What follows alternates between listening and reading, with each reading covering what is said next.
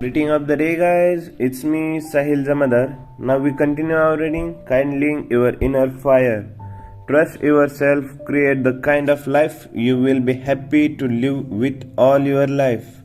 Make the most of yourself by fanning the tiny inner sparks of possibility into the flames of achievement.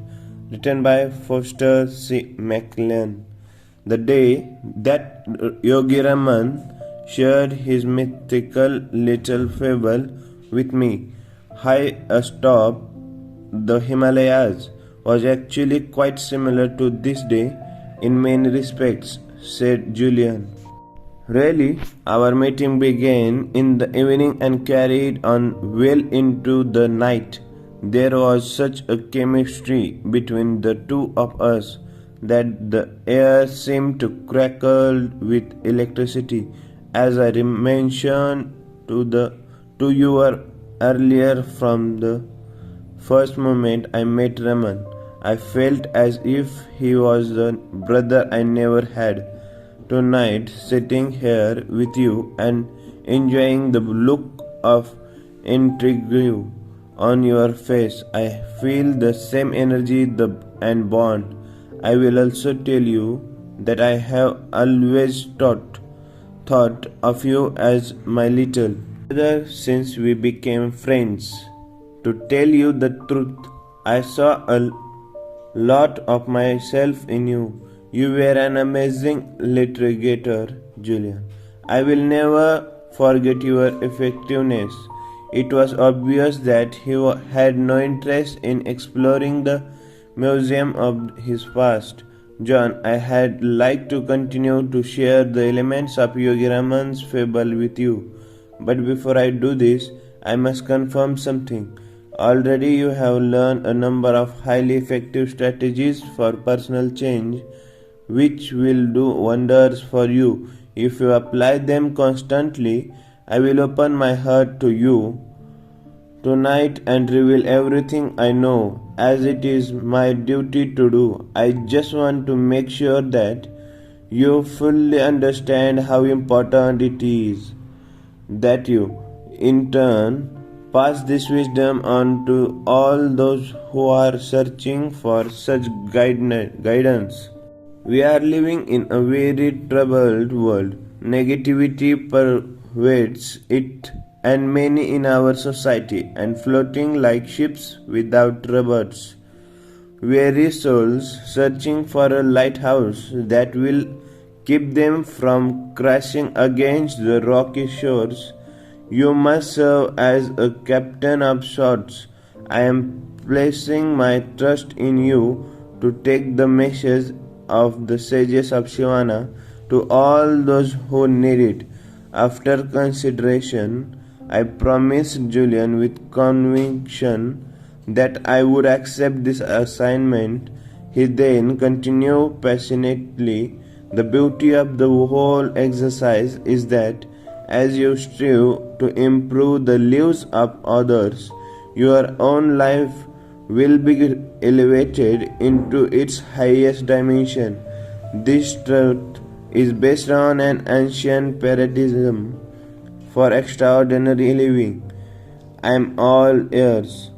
Basically, the sages of Himalayas guided their lives by a simple rule: he who serves the most reaps the most emotionally, physically, mentally, and spiritually.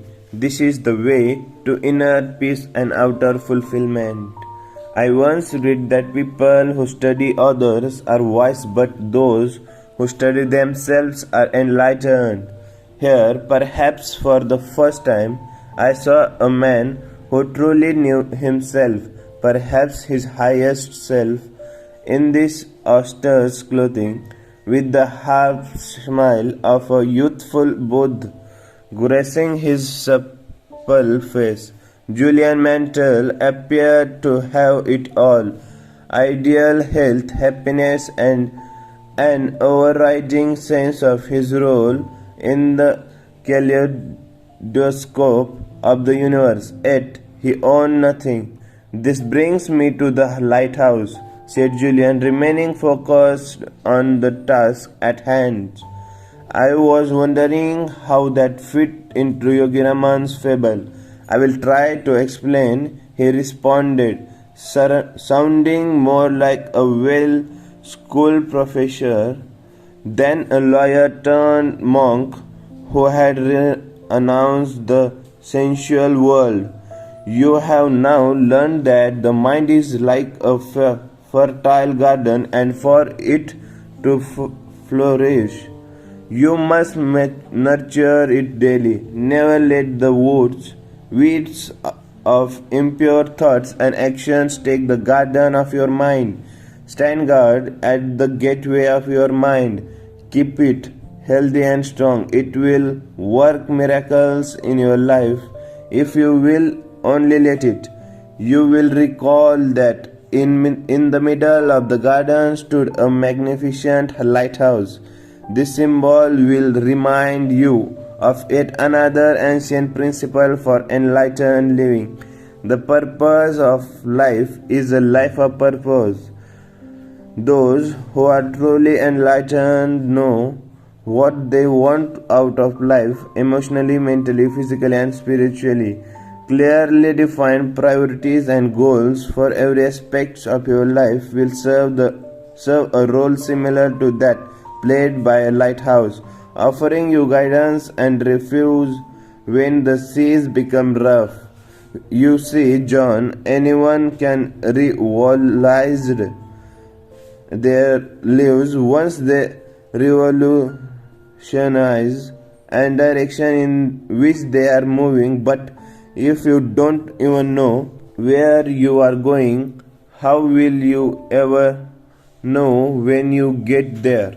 That's enough for today. We continue our reading from next paragraph. Okay, bye. Have a good day.